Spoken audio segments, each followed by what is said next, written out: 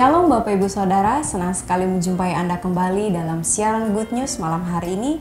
Kita akan sama-sama belajar kebenaran firman Tuhan dari perenungan yang saya berikan judul CCTV. Kita mau sama-sama lihat di dalam Amsal 15 ayat yang ketiga. Amsal 15 ayat yang ketiga, saya akan membacakan untuk kita semua. Mata Tuhan ada di segala tempat, mengawasi orang jahat dan orang baik. Amin. Tentunya kita sudah tidak asing lagi dengan yang namanya CCTV Bapak Ibu Saudara. Benda ini berfungsi untuk meningkatkan keamanan atau dengan kata lain merupakan upaya untuk mencegah terhadap aksi kriminal dan kejahatan. Ya, CCTV ini juga banyak digunakan di kantor, di rumah, di tempat-tempat umum, tempat-tempat berbelanja seperti itu, jalan-jalan raya, bahkan tempat-tempat ibadah pun menggunakannya dengan tujuan untuk meminimalkan terjadinya bentuk kejahatan. Nah, malam hari ini kita akan sama-sama belajar ya bahwa setiap hal, setiap gerak-gerik kita, apapun itu ada yang mengawasinya. Siapakah? Dia adalah Tuhan. Ia mengawasi kita 24 jam non-stop Bapak Ibu Saudara. Jadi setiap detail perilaku kita, segala sesuatu yang ada di dalam hati kita itu diawasi oleh Tuhan. Bahkan Ia mengawasi lebih baik dari kamera pengawas ya tercanggih sekalipun. Dan di dalam Amsal ini jelas dinyatakan bahwa tentang Tuhan yang memiliki mata untuk melihat. Ya, mata Tuhan ada di segala tempat, yang berarti Dia bisa melihat di mana saja dan kapan saja. Mata Tuhan tidak terbatas secara geografis. Dengan kata lain, manusia tidak bisa bersembunyi dari pengawasan Tuhan. Ya, kita ingat kisahnya Adam dan Hawa ketika mereka bersembunyi saat mereka jatuh ke dalam dosa. Mereka berpikir bahwa Tuhan pasti tidak mengetahui keberadaan mereka. Tapi di hadapan manusia ingat bahwa manusia tidak dapat bersembunyi atau menyembunyikan apapun dari Tuhan. Sayangnya banyak sekali bahwa orang-orang ini lebih mudah takut kepada yang namanya CCTV daripada kepada Tuhan. Nah, malam hari ini kita akan sama-sama belajar alasan Tuhan mengawasi kita. Saya akan membagikan dua hal, yaitu yang pertama, ada waktu Tuhan memberikan balasan. Tuhan akan memperhitungkan setiap kebaikan kita. Setiap kebaikan yang kita perbuat, maka kita akan menuainya. Bukan hanya kebaikan saja, tetapi juga iman kita kepada Tuhan. Ketika kita bersandar kepada Tuhan, Ia akan tahu. Sama halnya seperti Raja Asa Bapak Ibu Saudara, dia termasuk raja yang beriman. Tetapi satu saat Tuhan melihat bahwa ia bersandar kepada manusia. Kita bisa melihat kisahnya di dalam 2 Tawarikh 16 ayat yang ke-9. 2 Tawarikh 16 ayat yang ke-9 di situ dikatakan bahwa karena mata Tuhan menjelajah seluruh bumi untuk melimpahkan kekuatannya kepada mereka yang bersungguh hati terhadap Dia. Dalam hal ini engkau telah berlaku bodoh. Oleh sebab itu mulai sekarang ini engkau akan mengalami peperangan.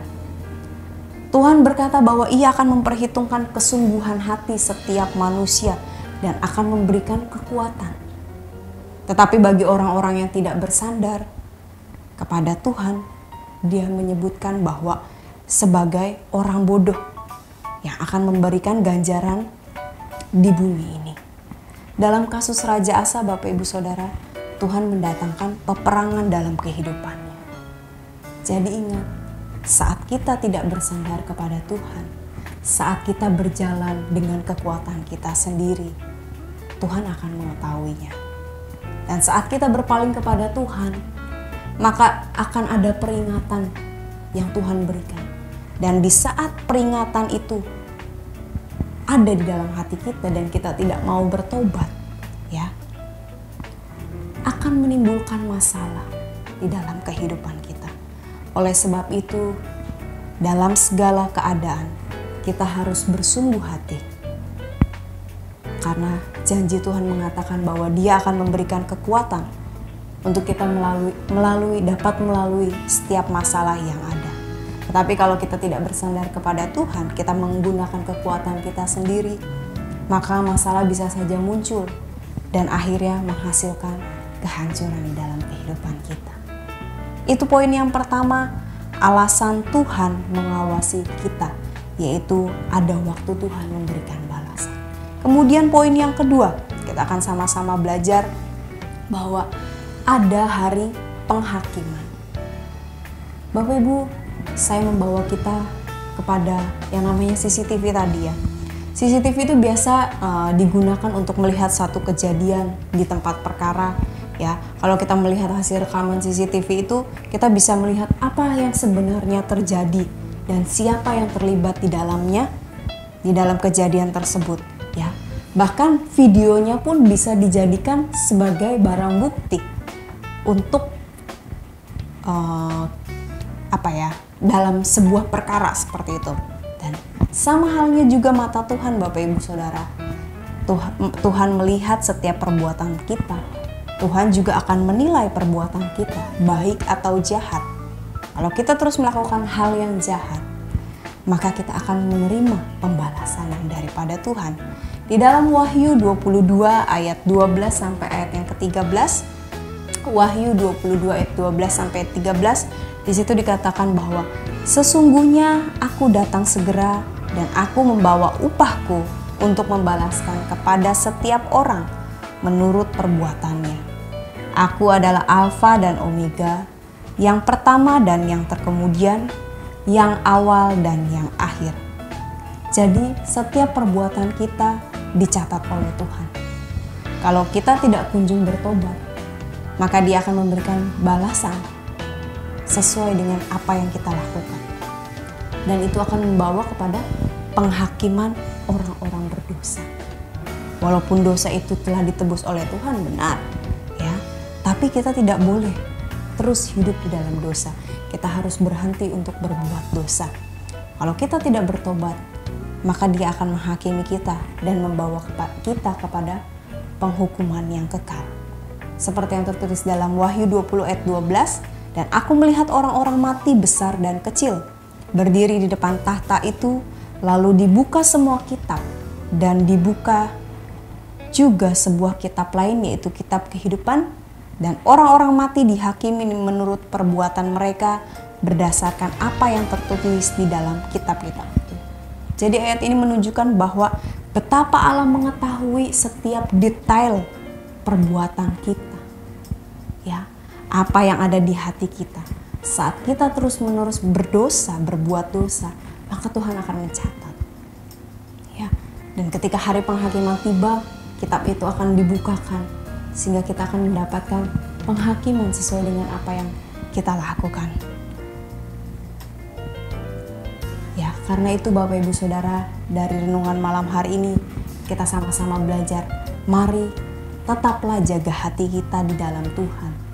Sebab Ia melihat kedalaman hati kita dan Ia memperhitungkan setiap perbuatan kita supaya kita bisa mempertanggungjawabkannya pada hari penghakiman.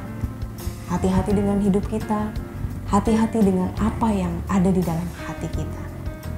Amin. Tuhan Yesus memberkati. Mari kita mau tutup malam hari ini, renungan malam hari ini dengan doa. Terima kasih buat kesempatan malam hari ini Tuhan.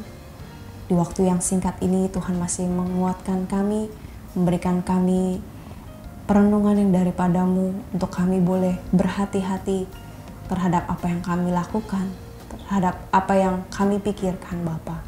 Dan biarlah firman ini boleh terus merema dalam kehidupan kami, bahkan boleh menjadi ingat-ingatan dalam hidup kami. Terima kasih, mampukan kami untuk melakukannya Allah Roh Kudus, biar Engkau yang terus memateraikan firman-Mu ini dalam kehidupan kami. Kami akan melanjutkan setiap aktivitas kami, dan biarlah Tuhan yang memberkati kami. Di dalam nama Tuhan Yesus, haleluya. Amin.